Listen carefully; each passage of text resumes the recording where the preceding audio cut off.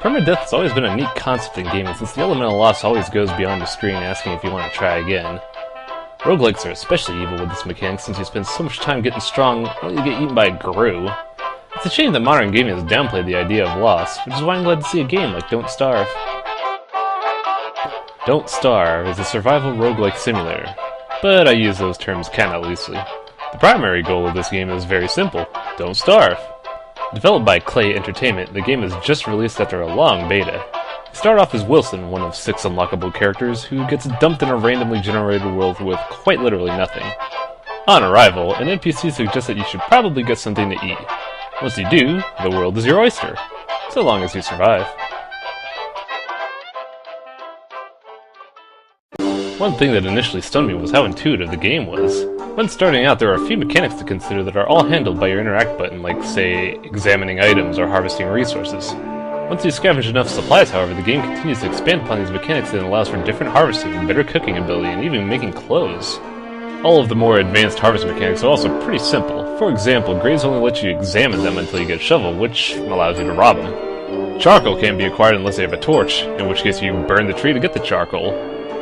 This all sounds stupidly simple. You'd be surprised how many games nowadays just let you harvest things without the right tools. It's pretty refreshing. With such in-depth mechanics and a simple objective, it's really easy to become engrossed in this game. Since there are no explicit goals, you begin making some of your own based on the environment and things you feel important because you as the player set them. The art style helps complement this with its Tim Burton-esque storybook style that applies certain artistic traits towards things that are safe and, things that aren't.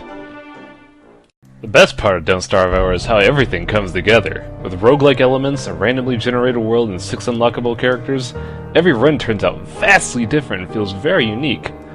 A lot of dumb stuff can happen too, like pigmen battling swamp things randomly, wildfires started by lightning strikes, and even death by your own boomerang. The unique feel of each run keeps the game fresh and exciting with every new game you make. The game does, however, come with its share of flaws. The main problem with the game's dependence on randomness is how often you're required to have a specific resource. Depending on the player's luck, though, you could often see yourself being denied this resource for miles at a time. A story mode exists for this game, but the gameplay just revolves around surviving until you could find the exit for 5 floors. Finally, while this doesn't sound like a traditional flaw, the game can get really soul-crushing at times. Constantly having multiple characters with so much time invested in them die abruptly can really wear on your patience. I could really see players rage quitting over this game just because of that. It comes with the genre, but man, it gets devastating. For what it has going now, Don't Starve is a really well-polished game. With seemingly simple mechanics, the developers have made a very intricate game. It often feels like what voxel builder games should have been and then some. The developers have promised more content as well, which is really nice because they did an outstanding job already.